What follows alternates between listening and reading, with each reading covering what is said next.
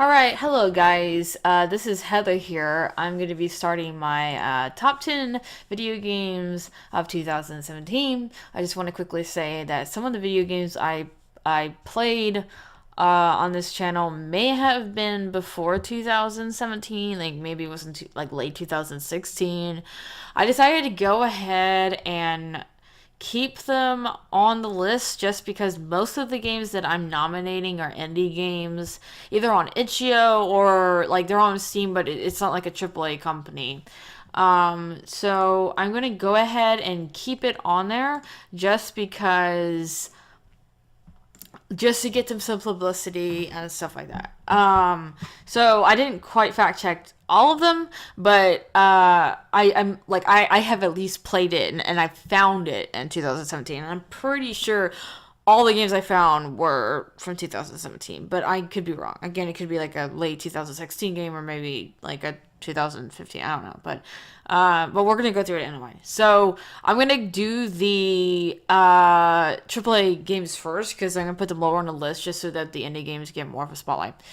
So number 10 is Resident Evil 7. I loved Resident Evil 7. I love the Resident Evil series. It's one of my favorite series. And I really liked 7 because it kind of came back to why I originally liked Resident Evil in the first place. My favorite Resident Evil game is the GameCube version, and this really reminded me of that. I'm glad that they went back to being scary and more intimate and personal than just the pretty boys and pretty girls fighting like weird alien zombies. Which I mean, that's fine in itself. Like people kind of like that kind of thing. Like I know Michelle for one like loves Resident Evil 6. If you're into it, I mean that's fine. But I like the change of pace for Resident Evil 7. So Resident Evil 7 gets place number 10. Number 9 is Persona 5. Yeah, Persona 5. I don't know why I wanted to say Persona 7, but Persona 5. I love everything about the art and the art style and the way it looks. I absolutely love it. I really would want all my games to look like that. I just love the art direction. The only reason why I was a little bit iffy about putting it on the list, I was even considering taking it off, is just they talk about some topics in Persona 5 that I feel like they don't really know what the fuck they're talking about. And I always hate it when people pick the topic of like sexual assault or harassment or anything like that, and then they don't know what they're talking about, so then it's really misleading. And then there's a character in there who is incredibly inappropriate, and he himself is like borderline like sexually harassing people, but they don't call him out, but they call out like somebody else who's also creepy, and that was really unsettling to me. But outside of that, I really like the character designs, the art, the story was good. So I like most of everything about Persona 5. It just irks me when they talk about topics that I know a lot about, and I'm watching it, I'm like yeah. So yeah, Persona 5 gets 9. Number 8 is Life is Strange Before the Storm. I was really scared about this game, actually. I wasn't sure how I felt about it because it wasn't done by the same company and it wasn't the same voice actors. And, sorry, excuse me. It wasn't done by the same voice actors, so I was really scared because I really liked the main voice actors. But they pulled it together. I really liked the story. I even kind of liked the first episode more than the first episode of the original, because I didn't really like the original episode 1. So I actually liked episode 1 of that a lot more. I thought it had a lot more potential. Overall, I really like it. I think it's well written. I think it's well directed. Some of the voice acting is really bad. Some of it's really good, but some of it's bad. So yeah, like that's got the highest rank as far as AAA games go, because I really like the way that game turned out. So that's number 9. No, that's number 8. I'm sorry, number 8. And then number 7, Our Cramped Little World. I'm sad that this game didn't really get any publicity. It's a very small game. That's very easy to beat. It's not like anything glamorous or edgy or different, but I thought it was a really good concept, and I thought it was really cute and well made, and it just like not a lot of people really commented on this show, and I didn't really notice they got a lot of views, so I'm putting it on here because I thought it was a really good, solid idea that didn't get the recognition it deserved. So that's number 7. 6 is Robin. It's about the disorder where you're always tired. I forget what the disorder's called. It's like fatigue something. And I thought that was a really well done game on like teaching people how it's like to have low energy all the time. I don't have the condition, but I have depression. Depression acts in a very similar way where you just don't have energy to do shit or anything. I guess I shouldn't cuss on this list, but you just don't have energy. You don't have energy to do. You have energy to do certain things during the day, and that's it. And then you want to just sleep for the rest of the day. So I kind of relate heavily. So I really liked Robin. Number 5, Bending in the Ink Machine. I just thought this was really well put together. A horror game, one of the best games I played on itch.io in general. Just a strong, polished game. I didn't think it was particularly scary, but I'm kind of hard to scare, honestly. I fell asleep during Fatal Frame. Things just don't really scare me unless it's like a big jump scare thing. So I wasn't scared by it, but again, it's really tough to scare me. It's really hard. But I just think it's a good game, and I have a feeling it's going to be all on people's list.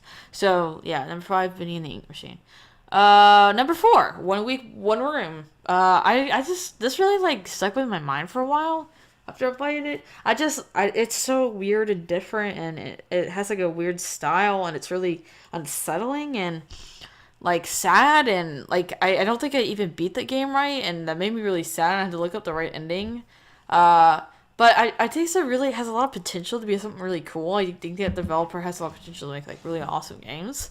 So I was really impressed by it. So yeah, that's why I'm giving it the number 4 space. Number 3, What Remains of Edith Finch. I think this is a beautiful game. I think the graphics are just like amazing. And I really liked the story, even though it made me cry a lot. But it was just well directed, well designed, very strong. I was about to say cinematic, but I hate when people say things are cinematic. It just has a very strong, I don't know, like a visual to it, like good level design, good. Is it good about guiding the player through the house in a way that works, and keeping the people interesting and keeping it visual and like the art, like it was strong from beginning to end, and it was experimental, so tried her things and made me cry a lot. So. Yeah, What Remains of Edith Finch gets number 3. Number 2 is, I'm not going to say this right, Ingo Laster's January 2021. I think I kind of gave this game a hard time when I reviewed it. I kind of poked fun at it a lot. But just because of some of the things like the car mechanics made me laugh. But I actually, like, it was so different and weird and very different. Like the design of it was so different than anything I'd ever seen that like out of all the itch.io games I played, I think that was the one that like stuck out the most throughout the year and I constantly thought about. Just something about like the map and not really knowing where you were going some of the time, and then like not knowing what a lot of it meant, and like the vagueness of it, and just like the big empty space of like snow.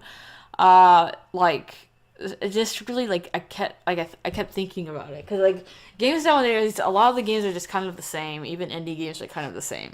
Everybody kind of stays safe with games. They don't do anything that's just like sticks out. But this game really did, and it made big risks. Some of the risks didn't really work, honestly, but some of the risks did work, and so I kind of liked the game because it was like we're gonna try to do something different. We're gonna have to do something like kind of unsettling and weird and strange.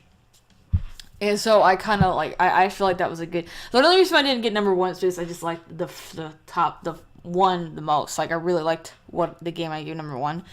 But I would have given it number 1 if the other game didn't beat it by like a small margin.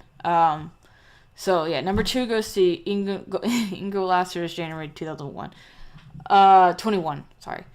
And then number 1 goes to Emily is Away too. Yay! I really liked Emily is Away too because it just like perfectly encapsulates how it felt like to be in that time period with AIM and how it was like to be in high school. It was really impressive how much you were able to kind of capture that feeling, and that feeling of like, because I get the feeling that the main character is supposed to be a man, even though you can be a man or a woman. The reason why I felt like he was supposed to be a man is because in high school, like, men do some horrible stuff to you, like some really horrible stuff, and that horrible stuff makes you feel like you're crazy. Like, it makes you feel like you're absolutely nuts. So when, oh, I forget her name, not Emily, but the other girl, when the other girl like starts to kind of feel really like paranoid about you, and she starts to think that you're lying to her and all that, like, it's really easy to go, oh, she's just crazy, because like you don't understand what she's going through. You haven't been a woman yourself, because I think you're a man. um but it's like, however, if you're a woman, you understand that Emily is it not Emily, I'm forgetting her name. I really am completely forgetting the name of the other girl. I think it starts with an E too. I don't remember her name, but the girl that you're interested in, like, you understand if you're a woman, because it's like high school guys are kind of just the worst. Like, they'll lie to you, they'll manipulate you, they'll do all kinds of stuff to you to get what they want when they're that age, because that's what they're taught.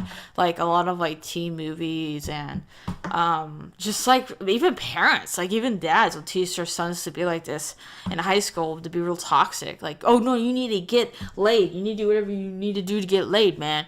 And that's just the mentality of it, you know. So like, guys don't get that like, some guys aren't taught that. Some guys are taught to be good guys. So when they encounter these horrible toxic men, they're like, well, why are women being so crazy? So we have to understand that not everybody is you. There's some toxic men out there who will make women feel real paranoid, and especially young women. And like, they'll make them feel like it's like all men are against them. Like, there are guys out there who will do that. So I felt like this game really was able to do that feeling very well.